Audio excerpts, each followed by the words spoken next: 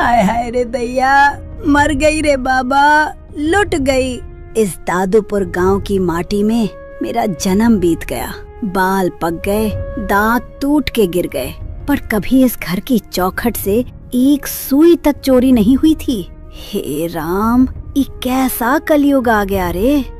ए अम्मा, सुबह सुबह काहे भोपू की तरह पूरे दादूपुर को जगा रही हो? चोरी हो गए तो सीधे सीधे कहो ना, ये छाती पीटकर आसमान काहे सिर पर उठा रखा है? सीधे सीधे कैसे कहूँ री चंपिया, मेरा कलेजा फटा जा रहा है। 60 साल की हड्डी तोड़ कमाई थी मेरी सरकार वाली, वो पेंशन के पूरे 5000 रुपए गायब हो गए। और चोर कोई बाहर का थोड़े ही है। मुझे जो शक है वो 100 आने सही है। भगवान सब देख रहा है। ओहो, तो तुम्हारा शक सीधे मेरे ऊपर जा रहा है? साफ साफ नाम काहे नहीं लेती? बोलो ना कि चंपा चोर है, बोलो। तो और किस पर जाएगा? घर में मदन सुबह सवेरे से बाजार गया है। मैं अपनी ही पेंशन खुद चुराकर कुएं में डालूंगी क्या? जब से तू इस घर में पैर रखी है तब से लक्ष्मी रूठ गई है, और आज तो सीधे तिजोरी ही साफ कर दी। हे भगवान, इस बुढ़िया के मुंह में कीड़े पड़े। शर्म नहीं आती अपनी बहू पर ऐसा कलंक लगाते हुए? जन्म की सती सावित्री तुम ही हो क्या? मैंने छुए भी नहीं तुम्हारे वो सड़े गले नोट। चूहों ने कुतर दिए होंगे, या कहीं अपनी खोपड़ी की तरह रखकर भूल गई होगी सठियाई बुढ़िया। जुबान संभाल के बोल रही कलमोही, मैं सठियाई नहीं हूँ। मेरी आंखें अभी भी चील जैसी हैं। कल रात को तू ही तिजोरी के आसपास बिल्ली की तरह मंडरा रही थी। मुझे क्या पता था कि पेट में छुरी और मुंह में राम राम रखती है तू। हाँ, मंडरा रही थी क्योंकि तुम्हारी उस सड़ी तिजोरी से चूहों की बदबू आ रही थी। भगवान कसम, अगर आज के बाद मुझे चोर कहा ना तो इस घर का चूल्हा चौका सब बंद। भूखी बैठी रहना और चबाना अपनी वो चोरी की पेंशन। तरस जाओगी दाने दाने को। अरे देखो रे देखो, चोर की दाढ़ी में तिनका, चोरी ऊपर से सीना जोरी। मेरे मदन को आ जाने दे। आज ही तुझे इस घर से बोरिया बिस्तर समेत मायके ना भिजवाया तो मेरा नाम भी दसोदा नहीं। तूने राधा बुढ़ापा नरक कर दिया रे। हाँ, भेज देना। मायके जाऊंगी तो चैन की सूखी रोटी खाऊंगी। यहाँ सुबह से शाम तक तुम्हारी ये खिसकी हुई खोपड़ी की किचकिच सुनने से तो अच्छा ही है। चोर होगी तुम्हारी परदादी। मुझे दोबारा बोला तो यहीं आंगन में धर के चोटी उखाड़ लूंगी तुम्हारी। दोनों के बीच में लड़ाई बहुत जोरों से होने लगी थी। तभी मदन घर पहुंचता है।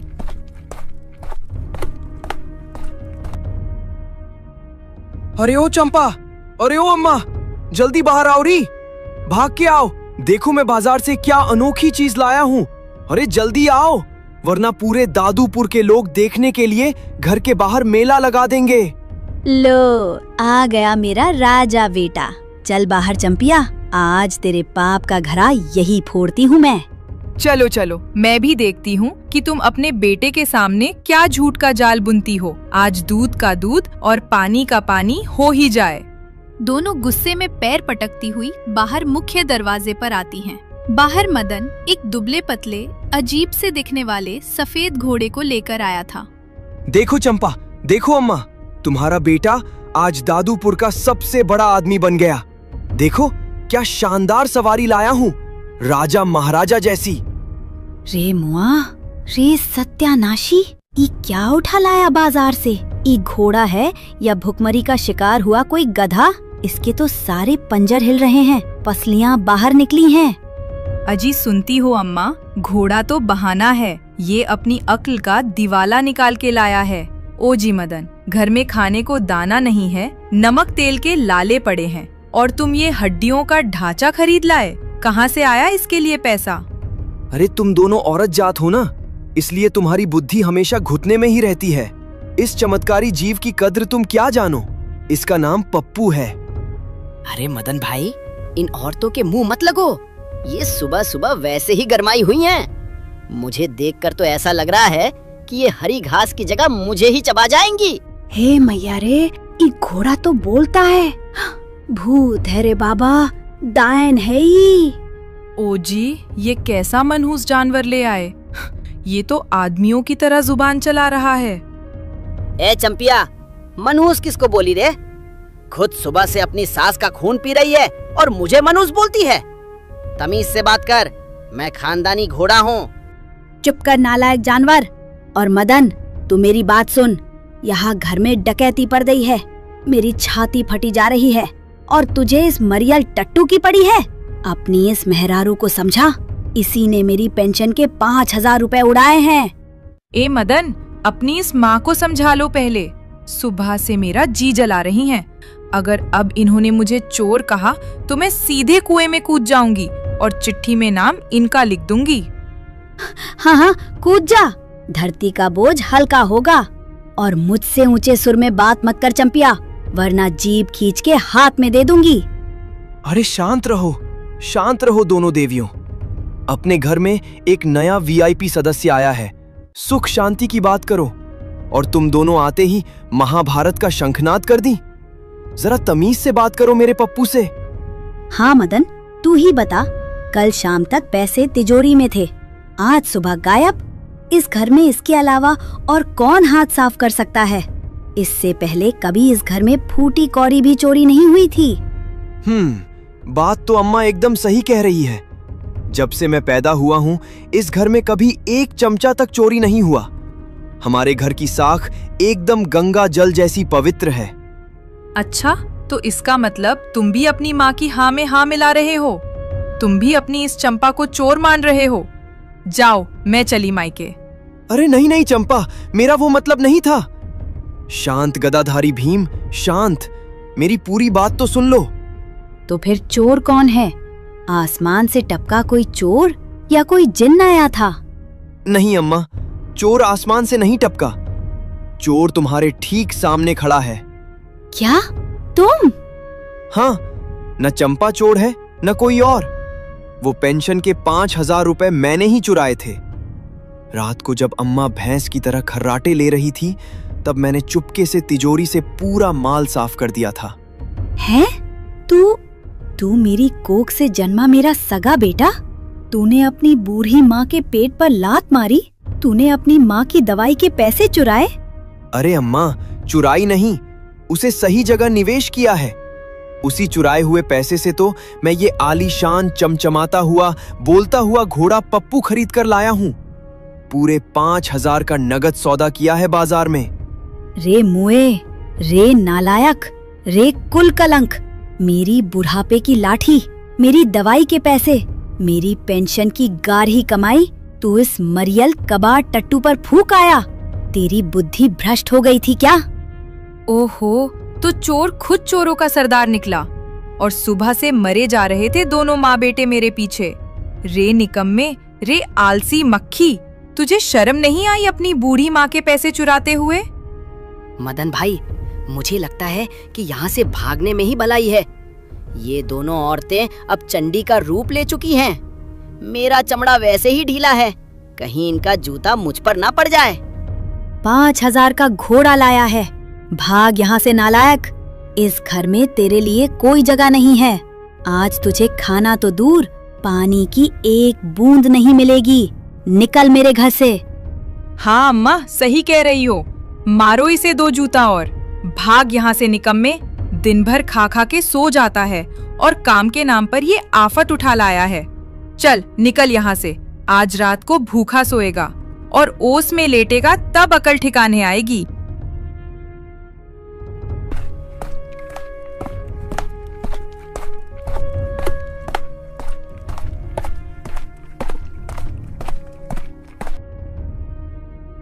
अरे भाई पप्पू, मेरी तो आते एक दूसरे से लड़ाई कर रही हैं। भूख के मारे चक्कर आ रहा है, कुछ तो कर, वरना यहीं गिर के मर जाऊंगा।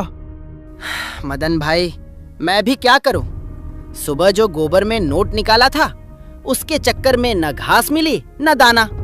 मेरी तो खुद की टांगे कांप रही हैं। एक काम कर, तू तो बोलता है, तुझे डर किस बात का? चल कहीं हाथ पांव मारते हैं। आज किसी के घर पर छापा मारते हैं, कुछ न कुछ खाने को मिल ही जाएगा। क्या बोला? चोरी? अरे भाई, मैं तो शरीफ खानदानी घोड़ा हूँ। आज तक मैंने किसी का एक तिनका भी नहीं चुराया। ये गलत बात है, पाप लगेगा।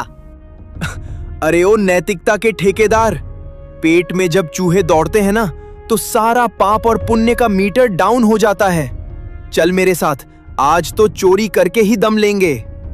दोनों चलते चलते एक पुराने जर्जर से घर के पास पहुंचते हैं। मदन दबे पांव अंदर घुसता है। वहां एक बूढ़ा आदमी चारपाई पर गहरी नींद में खर्राटे ले रहा है। मदन उसके सिरहाने जाकर धमकाता है। ए बुड्ढे, चुपचाप उठ, वरना गर्दन धड़ से अलग कर दूंगा। जो कुछ भी खाने का है जल्दी बाहर निकाल। बूढ़ा आदमी आंखें खोलता है, लेकिन उसे तनिक भी डर नहीं लगता। वह मदन की तरफ देखकर बस मंद मंद मुस्कुराता है। बेटा, अगर चोरी ही करनी है तो मेरे इस गरीब खाने में क्या रखा है? मेरे पास तो बस हड्डी और चाम है। अगर वाकई में हिम्मत है तो यहां से निकल और सीधा सोनपुरी जंगल की ओर जा। सोनपुरी जंगल? वो तो रहस्यमयी है, वहां जाने की तो लोग सोचते भी नहीं। सही कहा। उस जंगल के बीचों बीच एक बहुत पुरानी और डरावनी गुफा है। उस गुफा में एक राक्षस सो रहा है जो सदियों से नहीं जागा। अगर तूने और तेरे इस बोलताऊ घोड़े ने उस राक्षस को जगा दिया तो समझ ले तेरी किस्मत चमक गई। वो राक्षस तुम्हारी हर इच्छा पूरी करेगा। मदन भाई, रहने दो। राक्षस के पास जाना मतलब खुद को मौत के मुंह में धकेलना है। सुना है वो राक्षस इंसानों को नाश्ते में कच्चा चबा जाता है। अबे ओ कायर, तुझे क्या पता? अगर वो इच्छा पूरी कर सकता है तो क्या वो हमें राजसी खाना नहीं खिला सकता? चल पप्पू, आज तो उस गुफा में ही जाएंगे।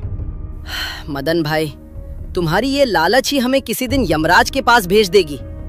चलो, अब जो होगा देखा जाएगा। मदन और पप्पू अंधेरी रात में सोनपुरी जंगल की ओर बढ़ने लगते हैं। सन्नाटा और भी गहरा हो गया है। मदन के कदम डगमगा रहे हैं, लेकिन चेहरे पर वही पागलों वाली चमक है। देख भाई पप्पू, डरने की जरूरत नहीं है। तू बस ये याद रख कि अगर हमने उस राक्षस को जगा दिया तो कल सुबह मुझे घास चोरी करने की जरूरत नहीं पड़ेगी। हम सीधा होटल में ऑर्डर करेंगे बिरयानी। काश ये बिरयानी मेरे नसीब में भी हो। मदन भाई देख, सामने वही काली गुफा दिख रही है। वहां से अजीब सी डरावनी आवाजें आ रही हैं। मेरी तो दुम कांप रही है यार। चुप, अब पीछे मुड़ना मना है। या तो राक्षस की थाली में खाना खाएंगे या फिर राक्षस का नाश्ता बनेंगे। चलो गुफा के अंदर। तभी एक एक दिव्य खुशबू फैल जाती है और आसमान से उतरते हुए साक्षात एक चमचमाते हुए देवता उनके सामने प्रकट होते हैं।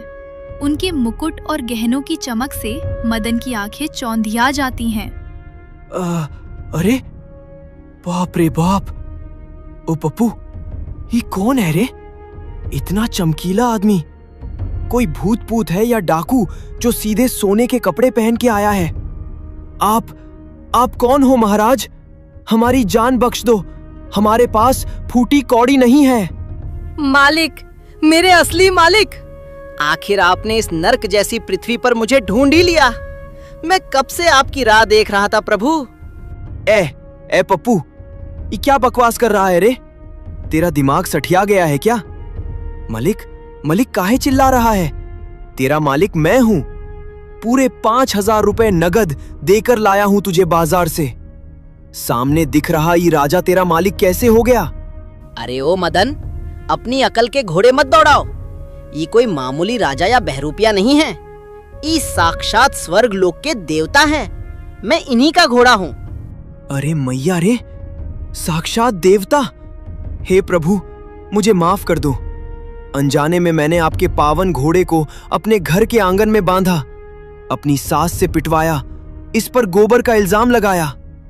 मुझे नरक में मत डालना प्रभु, रक्षा करो। मदन, डरो मत। मैं तुम पर क्रोधित नहीं हूं, बल्कि मैं तो तुम्हारी निष्कपटता और सेवा भाव को देखकर अत्यंत प्रसन्न हूं। तुमने भले ही इसे चुराए हुए धन से खरीदा, पर तुमने और तुम्हारे परिवार ने मेरे प्रिय घोड़े की हिफाजत की, उसे प्रेम दिया। आज मैं अपने इस दिव्य अश्व को वापस स्वर्ग लोक ले जाने आया हूं। पर हे देवराज, अगर पप्पू खुद ही आपके साथ वापस न जाना चाहे तो? क्यों रे पप्पू, तू तो मेरा भाई है ना? तू इस गरीब मदन को छोड़कर नहीं जाएगा ना? देख, चंपा तेरे लिए हरी घास लाने गई है। मुझे माफ कर देना मदन भाई, पर मैं यहाँ रुककर पृथ्वी पर अपना जीवन खराब नहीं कर सकता। ये इंसानों की दुनिया पूरी तरह से झूठ, फरेब और मोह माया का जाल है। यहाँ सुबह सुबह सास बहू में जूतम पैजार होता है, रात को पेट भरने के लिए चोरी करनी पड़ती है। मुझे ये दुनिया बिल्कुल भी रास नहीं आ रही है। मेरा स्थान स्वर्ग में है, मुझे जाने दो। अच्छा, तो 5,000 की ममता का ई सिला दिया तूने? 2 दिन की दोस्ती में तू इतना पराया हो गया? ठीक है, चले जाओ, छोड़ दो हमें इस भूखमरी और गरीबी के दलदल में। जाओ, ऐश करो स्वर्ग में, अप्सराओं के साथ घूमो। हम तो दादूपुर के फकीर थे, फकीर ही रहेंगे। मदन का ऐसा सच्चा और बेपनाह दर्द देखकर साक्षात देवता का दिल भी पसीज जाता है। उनकी आंखों में दया भाव आ जाता है। मदन, तुम्हारा प्रेम सच्चा है और मैं इस प्रेम का अनादर नहीं करूंगा। मैं तुम्हें एक अंतिम अवसर देता हूं। इस बार अगर तुम्हारे इस निश्चल प्रेम, तुम्हारी आंतरिक शक्ति और तुम्हारे हुनर ने इस घोड़े को वापस पृथ्वी पर बुला लिया, तो मैं वचन देता हूं कि मैं इसे फिर कभी लेने नहीं आऊंगा। सचमुच प्रभु? पर मैं इसे कैसे बुलाऊंगा? याद रखना मदन, ब्रह्मांड की हर अमूल्य चीज की एक कीमत होती है। तुम इसे धन या सोने चांदी से कभी नहीं खरीद सकते। इसे केवल अपने सच्चे प्रेम, अपनी आत्मा की पुकार और अपने उस हुनर से बुलाना जो सीधा दिल को छू जाए। यदि तुम्हारी पुकार में दम हुआ तो ये खींचा चला आएगा। चलो पवन वेग, तुम्हारा समय समाप्त हुआ, अब यहां से प्रस्थान करो। देवता पप्पू का नाम पवन वेग लेते हैं। पलक झपकते ही तेज बिजली कड़कती है और देवता उस जादुई घोड़े पवन वेग को लेकर अंतर्ध्यान हो जाते हैं। रोशनी गायब हो जाती है और जंगल में फिर से वही भयानक अंधेरा छा जाता है।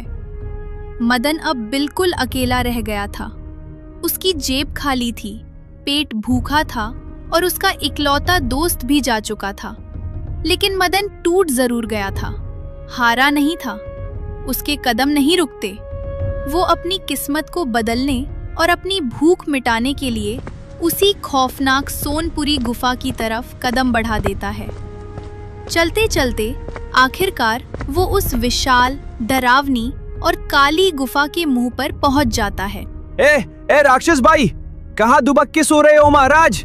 बाहर निकलो, दादूपुर का मदन आया है तुम्हारे पास। वैसे तो मेरा दिल आज टूटा हुआ है। मेरा पप्पू घोड़ा मुझे छोड़कर स्वर्ग चला गया, पर पेट की भूख उस गम से भी बड़ी है भाई। जल्दी बाहर आओ और मेरी 3 इच्छाएं पूरी करो। मदन गुफा के बिल्कुल बीचों बीच केंद्र में पहुंच जाता है। सामने एक विशाल आदमकद जादुई सीसा हवा में तैर रहा था। अरे दैया रे, ये क्या बकवास है? वो बूढ़ा खूसट तो कह रहा था कि यहाँ कोई भारी भरकम राक्षस सो रहा है, पर यहाँ तो साफ सफाई चकाचक है।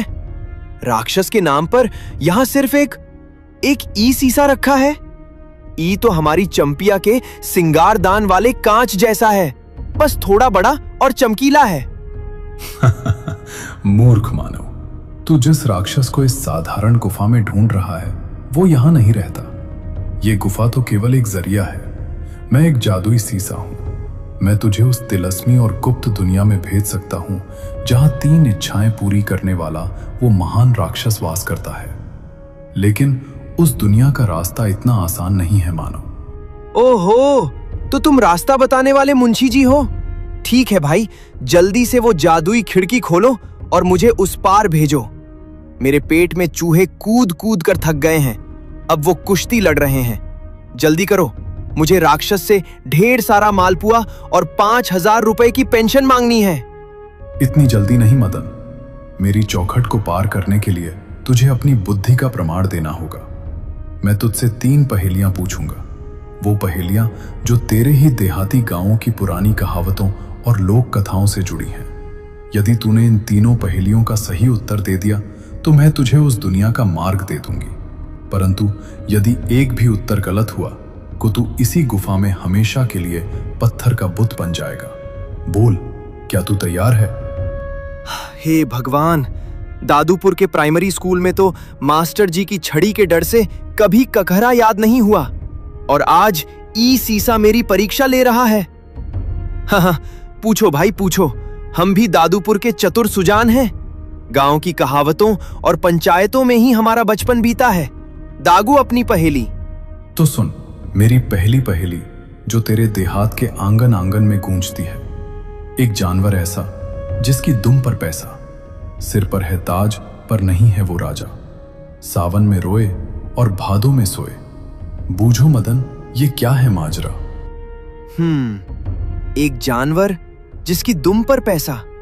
साला, पैसे वाली दुम तो आज तक सिर्फ हमारे पप्पू घोड़े की देखी थी, जो पीछे से 500 का नोट निकालता था, पर उसके सिर पर ताज नहीं था। सिर पर ताज और सावन में रोना? अरे धत तेरी की, ये तो एकदम हलवा सवाल है। हमारे दादूपुर के खेतों में सावन के महीने में ई बहुत चिल्लाता है।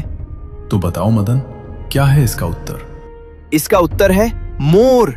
हाँ भाई, मोर के पंखों पर गोल गोल पैसे जैसे निशान होते हैं। उसके सिर पर कलगी रूपी ताज होता है, और सावन के काले बादलों को देखकर वो खुशी से नाचता भी है और रोने जैसी आवाज भी निकालता है। बोलो, सही है ना? अद्भुत मदन, पहला तीर बिल्कुल निशाने पर लगा। तूने पहली पहेली सुलझा ली। अब सुन मेरी दूसरी पहेली। ये थोड़ी कठिन है, जरा ध्यान से सोचना। हरी थी, मन भरी थी, लाख मोतियों से जड़ी थी। राजा जी के बाग में दुशाला ओढ़े खड़ी थी। न कोई उसका हाथ छुए, न कोई उसका रूप निहारे। जो भी उसका घूंघट उठाए, वो पाकर दाने मुस्काए। हरी थी, मन भरी थी, लाख मोतियों से जड़ी थी। राजा जी के बाग में दुशाला ओढ़े। दुशाला मतलब ओढ़नी या कंबल, और घूंघट उठाने पर दाने मिलते हैं। अरे, घूंघट उठाने पर दाने, हरी हरी। अरे, ये तो वही चीज है जिसे हमारी चंपिया आग में भूनकर ऊपर से नींबू और नमक रगड़कर मुझे देती है। विलंब मत करो मदन, उत्तर दो, वरना समय समाप्त हो रहा है। अरे चिल्लाओ मत चमकीले बाबू। इसका उत्तर है भुट्टा। वो हरा भरा होता है, उसके ऊपर पत्तों का घूंघट यानी दुशाला कश के लिपटा होता है, और अंदर पीले पीले मोतियों जैसे कड़क दाने जड़े होते हैं। हमारी नानी भी ई पहेली बचपन में पूछती थी। लाजवाब, अविश्वसनीय। दादूपुर के मदन, तू तो वाकई चतुर निकला। तूने मेरी दो कठिन पहेलियों को चुटकियों में धूल चटा दी। परंतु याद रख, अंतिम पहेली सबसे गूढ़ है। यदि इसका उत्तर दे दिया तो राक्षस की दुनिया का द्वार खुल जाएगा। सुन, एक थार मोती से भरा, सबके सिर पर औंधा धरा। चारों ओर वो थाल फिरे, मोती उससे एक न गिरे। दिन में वो छिप जाए मानो, रात को अपनी चमक दिखाए। एक थाल मोती से भरा और सबके सिर पर औंधा धरा, यानी उल्टा लटका हुआ है। चारों तरफ घूमता भी है, पर एक भी मोती नीचे नहीं गिरता। और दिन में गायब, रात को हाजिर। उसके पेट की भूख और पप्पू घोड़े की याद मिलकर उसके दिमाग में कौंधती है।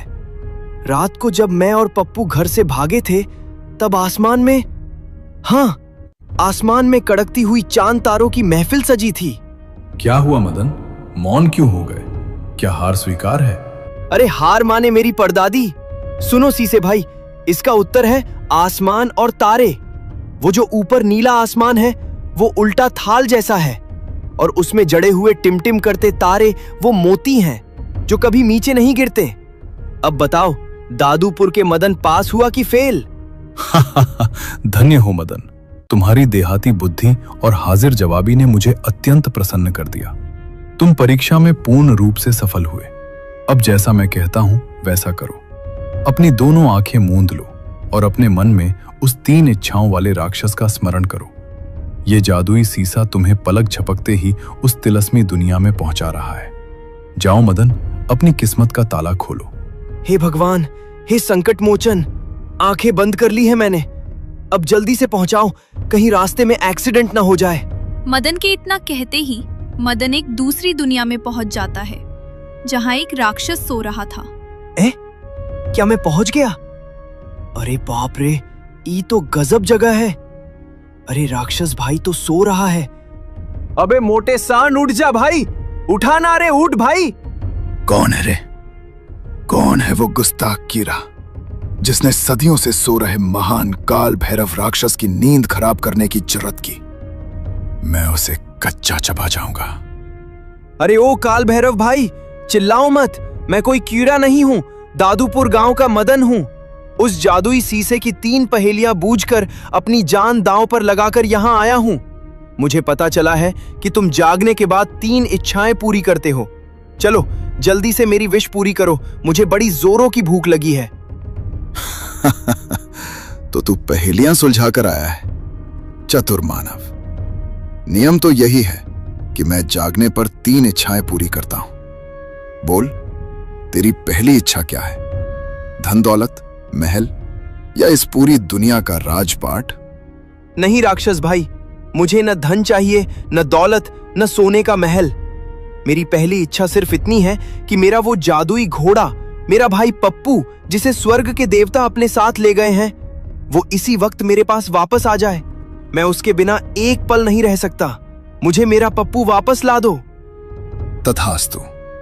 अगर तेरी यही इच्छा है तो देख अपने घोड़े को।